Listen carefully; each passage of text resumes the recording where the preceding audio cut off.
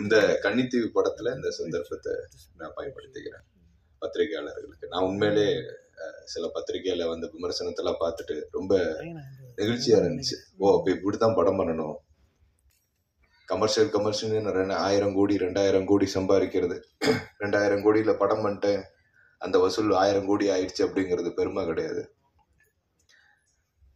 ஒரு பாலிவுட் ஆக்டர் ரொம்ப நல்லா சொல்லியிருந்தாரு, 1000 கோடி 2000 கோடின்னு விஷயம் கிடையாது, நல்ல கண்டென்ட் படங்கள்ல இருந்து தோக்க ஆரம்பிச்சிடும், ஜாக்கிரதையா இருந்துக்கோங்க.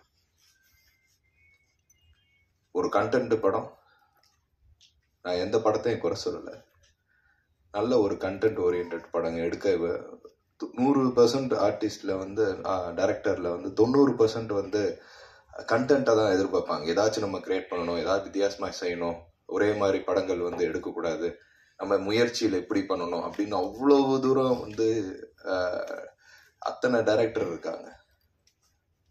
அந்த டைரக்டர்கள்லாம் நினைக்கிறது தான் நம்மளோட கண்டென்ட் ஜெயிக்கணும்னு. அந்த கண்டென்ட்டை போய் படத்தை எடுத்து அந்த படத்தை வந்து விநியோகம் பண்ணி தேட்டருக்கு போய் சேர்றதுக்குள்ளேயும் பாதி கண்டென்ட் போயிடும்.